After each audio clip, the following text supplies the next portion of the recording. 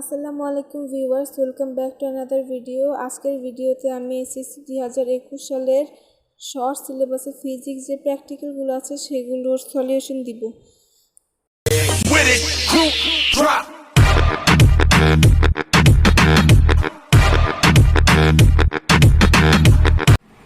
এটা হচ্ছে প্রথম প্র্যাকটিক্যাল, স্লাইড ক্যালিপাসের সাহায্যে একটি আয়তাকার ঘনবস্তুর আয়তন নির্ণয়।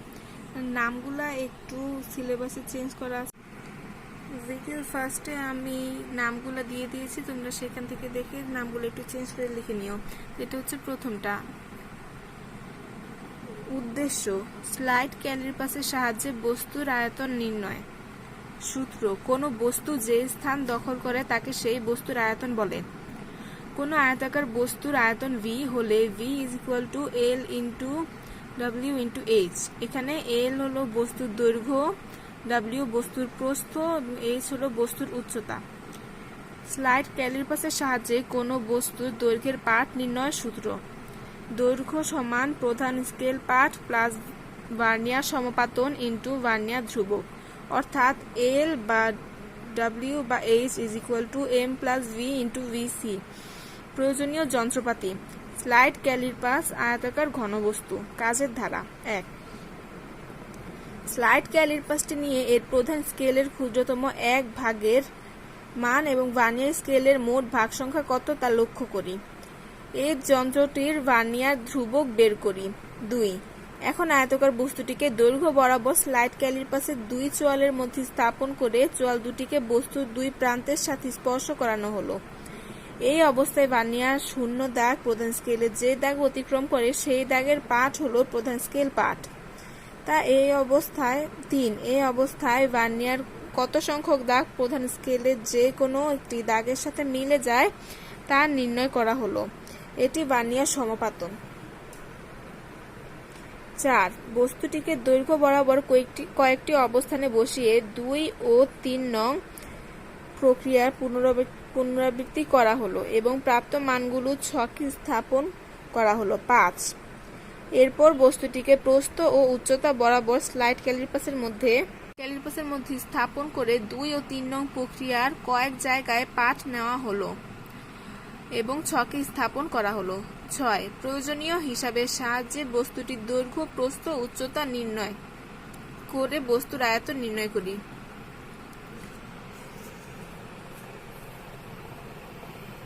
এটা হচ্ছে এই প্র্যাকটিক্যালটা চিত্র, এটা ভার্নিয়ার স্কেল আর মূল স্কেল।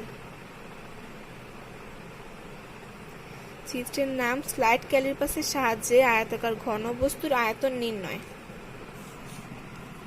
এবার দেখো পর্যবেক্ষণ। ক, ভার্নিয়ার ধ্রুবক নির্ণয় করি। প্রধান স্কেলের ক্ষুদ্রতম এক ঘরের মান S = 0.1 সেন্টিমিটার। ভার্নিয়ার স্কেলের মোট ভাগ সংখ্যা N = 10।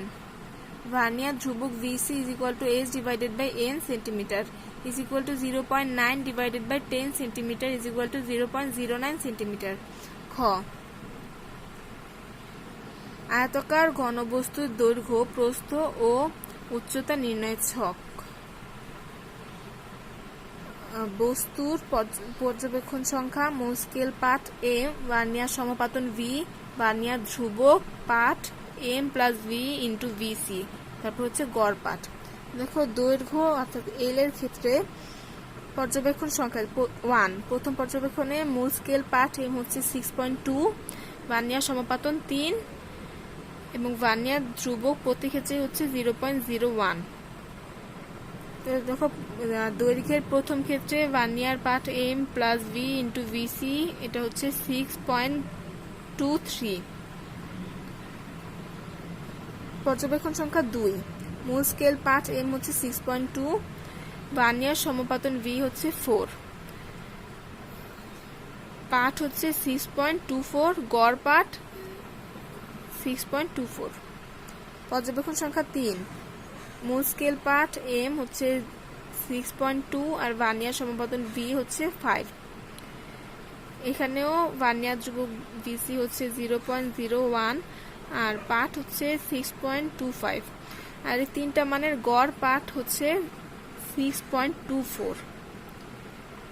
এবার প্রস্থের ক্ষেত্রে প্রস্থ W পর্যবেক্ষণ সংখ্যা 1, মূল স্কেল পাঠ এম হলো 2.1, ভার্নিয়ার সমাপতন 7, আর পাঠ M plus V into VC হচ্ছে 2.17। তো পর্যবেক্ষণ সংখ্যা 2 এ মূল স্কেল পাঠ 2.1, ভার্নিয়ার সমাপতন 8 এবং পাঠ হচ্ছে 2.18। পর্যবেক্ষণ সংখ্যা 3 এ মূল স্কেল পাঠ 2.1, ভার্নিয়ার সমাপতন 9 এবং পাঠ 2.19। এখানে তিনটার গড় হচ্ছে 2.18। গড়টা তোমরা বের করবা হচ্ছে তিনটা একসাথে যোগ করবা, তারপর এটা 3 দিয়ে ভাগ করে আমরা যেভাবে গড় নির্ণয় করি সেভাবে। উচ্চতা অর্থাৎ এইচ এর ক্ষেত্রে পর্যবেক্ষণ সংখ্যা 1, এখানে মূল স্কেল পাঠ এম হচ্ছে 1.3 আর ভার্নিয়ার সমাপতন 2, আর এখানে পাঠ হচ্ছে 1.32। পর্যবেক্ষণ সংখ্যা 2, মূল স্কেল পাঠ 1.3, ভার্নিয়ার সমাপতন 3, পাঠ হচ্ছে 1.33। পর্যবেক্ষণ সংখ্যা 3, মূল স্কেল পাঠ 1.3, ভার্নিয়ার সমাপতন 4, পাঠ 1.34। এখন এই তিনটা পাঠের গড় পাঠ হচ্ছে 1.33। আর প্রতি ক্ষেত্রে সবগুলোতে ভার্নিয়ার ধ্রুবক হচ্ছে 0.01।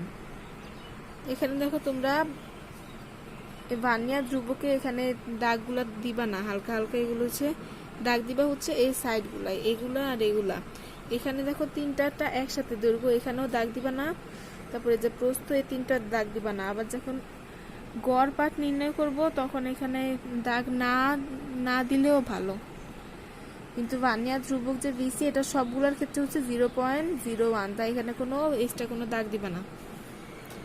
এরপর দেখো আয়তাকার ঘনবস্তুর আয়তন V is equal to L into W into H is equal to জানা যে গড় পাঠগুলো বের করলাম সেগুলোর গুণফল 6.24 into 2.18 into 1.33 centimetre cube is equal to 18.09 into 10 inverse 6 metre cube. সতর্কতা 1, ভার্নিয়ার ধ্রুবক সতর্কতার সাথে নির্ণয় করতে হবে। 2, যন্ত্রের চোয়ালে বস্তুটি ভালোভাবে স্পর্শ করাতে হবে। হচ্ছে 2 নাম্বার প্র্যাকটিক্যালটা। এখানে নাম হচ্ছে একটি বৃত্তাকার প্রস্থচ্ছেদ বিশিষ্ট তারের প্রস্থচ্ছেদের ক্ষেত্রফল নির্ণয়।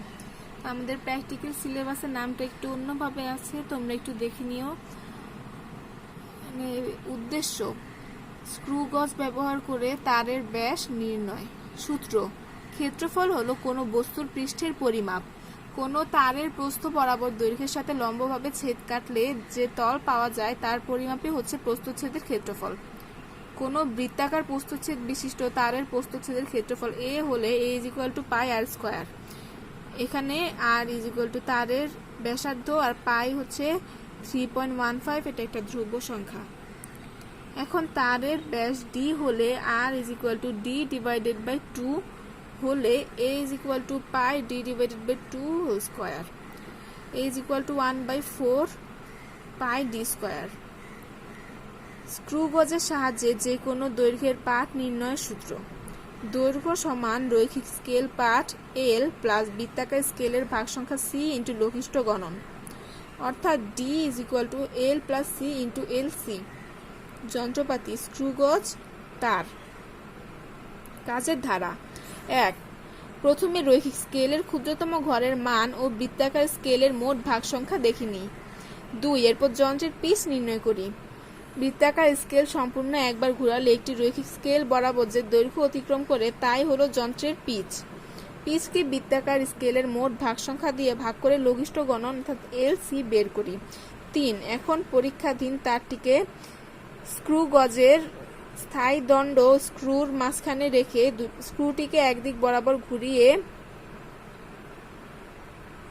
কিলক ও স্ক্রুকে আলতোভাবে তারের গায়ে স্পর্শ করাই। 4, এই অবস্থায় রৈখিক স্কেলের যে দাগটি বৃত্তাকার স্কেলের বাম দিকে দেখা যায় সেই দাগের পাঠ নিই। এটি রৈখিক স্কেল পাঠ অর্থাৎ L। এবার দেখি বৃত্তাকার স্কেলের কত নম্বর দাগ রৈখিক স্কেলের দাগের সাথে মিলে গেছে। এটি হলো বৃত্তাকার স্কেলের ভাগ সংখ্যা অর্থাৎ C। এভাবে তারের অন্তত 5টি ভিন্ন জায়গায় পাঠ নিয়ে ছকে স্থাপন করি। প্রয়োজনীয় হিসাবের সাহায্যে তারের ব্যাস নির্ণয় করে সমীকরণে বসিয়ে তারের প্রস্থচ্ছেদের ক্ষেত্রফল নির্ণয় করি।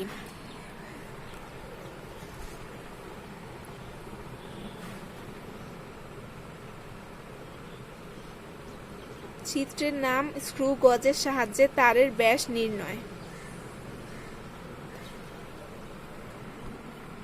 অনুসন্ধানের ছক। পর্যবেক্ষণ। লঘিষ্ঠ গণন নির্ণয়। রৈখিক স্কেলের এক ভাগের মান s = 1 মিলিমিটার। বৃত্তাকার স্কেলের মোট ভাগ সংখ্যা n সমান 50। বৃত্তাকার স্কেল সম্পূর্ণ একবার ঘুরালে রৈখিক স্কেলে যে দৈর্ঘ্য অতিক্রম করে p = 0.5 মিলিমিটার।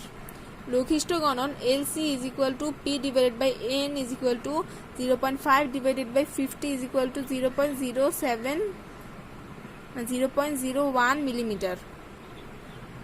তারের ব্যাস নির্ণয়ের ছক। প্রথমে পর্যবেক্ষণ সংখ্যা, এরপর রৈখিক স্কেল পাঠ L মিলিমিটার এককে, বৃত্তাকার স্কেলের ভাগ সংখ্যা C, লঘিষ্ঠ গণন LC, ব্যাস D = L + C × LC, তারপর লাস্টে গড় ব্যাস।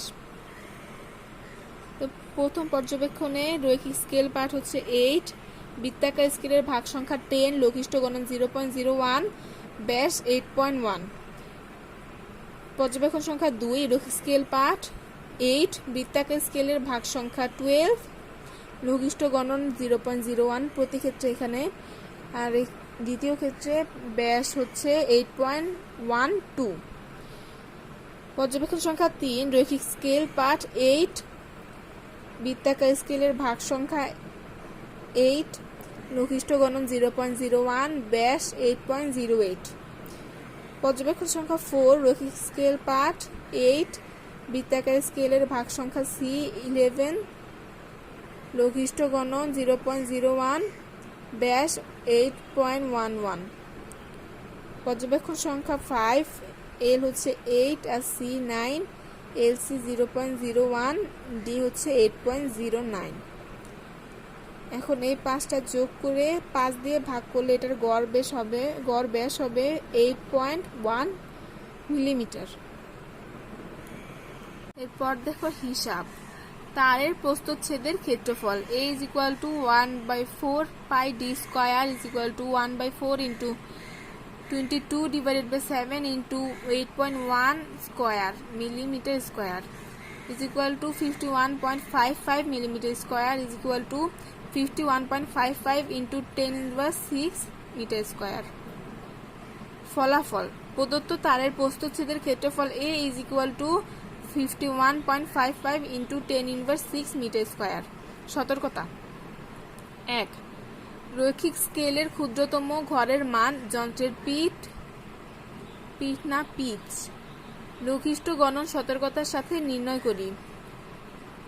2. রৈখিক স্কেলের পাঠ ও বৃত্তাকার স্কেলের ভাগ সংখ্যা সতর্কতার সাথে নির্ণয় করি। 3. পাঠ নেওয়ার সময় লম্বন ত্রুটি পরিহার করি। 4. কি লক এবং স্ক্রুর প্রান্তদ্বয় যাতে খুব জোরে লেগে না থাকে সেদিকে খেয়াল রাখতে হবে। আলোচনা। ফলাফলে কিছু ত্রুটি আসতে পারে। পরীক্ষাটি থেকে সম্পূর্ণরূপে পরিমাপ নির্ভর, তাই যান্ত্রিক ত্রুটি বা ব্যক্তি ত্রুটির কারণে ফলাফলে ত্রুটি হতে পারে। 3 নম্বর প্র্যাকটিক্যাল হচ্ছে একটি ঢালু তক্তার উপরে মার্বেল গড়িয়ে পড়তে দিয়ে গড় ত্রুটি নির্ণয়। এটার নামটাও সিলেবাসে একটু অন্যরকম, তোমরা আমি ভিডিওর প্রথমে দিয়ে দিয়েছি, সেখান থেকে একটু দেখে নামটা ঠিক করে নিও। আগে প্র্যাকটিক্যালের চিত্রটা দেখো। এখানে হচ্ছে একটা স্কেল, উচ্চতা বা ঢালু, আর এটা একটা গোলটা হচ্ছে মার্বেল, তারপর হেলানো তল, আর নিচে হচ্ছে দূরত্ব। চিত্র মার্বেলের গড় দ্রুতি নির্ণয়। উদ্দেশ্য। বিভিন্ন ত্বরণে অতিক্রান্ত একই দূরত্বের জন্য সময় নির্ণয় করে প্রতি ক্ষেত্রে গড় দ্রুতি নির্ণয়। যন্ত্রপাতি। হেলানো তল, মার্বেল, থামা ঘড়ি, মিটার স্কেল ইত্যাদি। কাজের ধারা।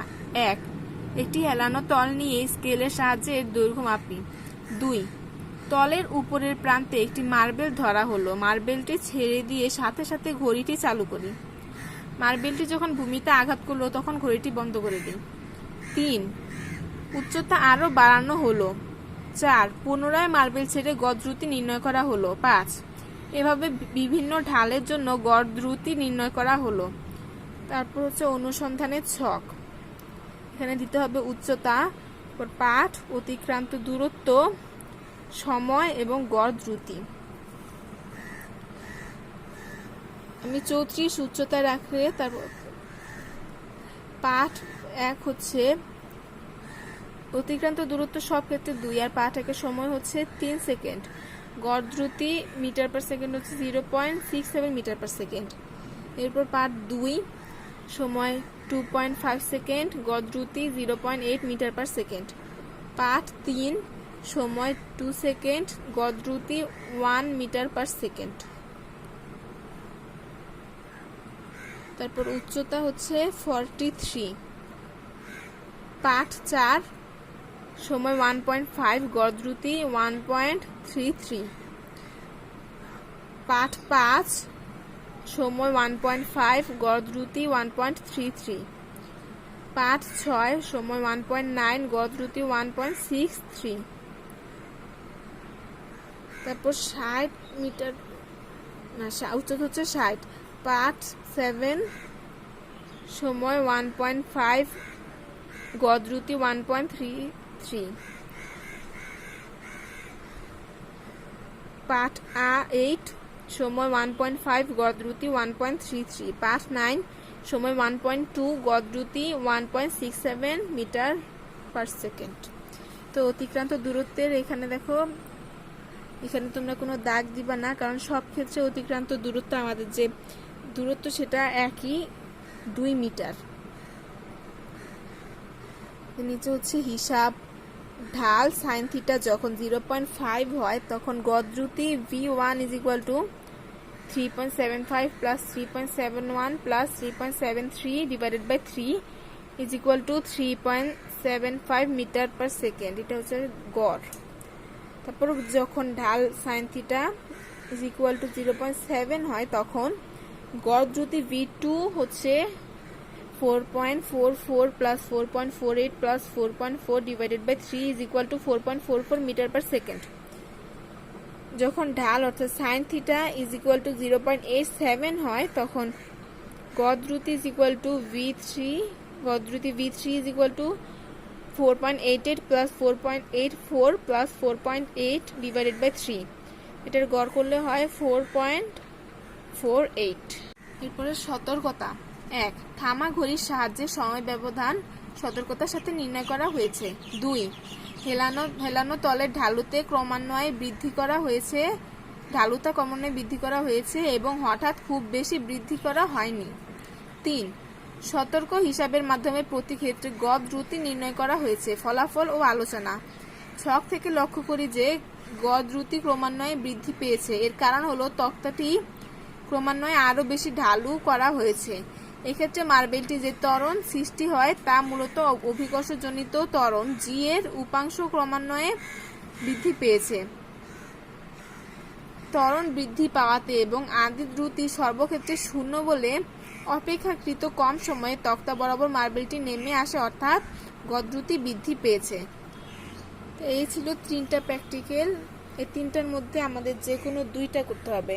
আর তোমাদের স্কুলে যদি 3টাই করতে বলে তাহলে 3টাই করবে। আর এর পুরো ভিডিওতে কোথাও কোনো জায়গায় যদি কোনো সমস্যা থাকে তাহলে কমেন্ট বক্সে জানাতে পারো, আমি সবার প্রশ্নের উত্তর দেব। তা আজকের মতো এখানে শেষ করি ভিডিও। We'll be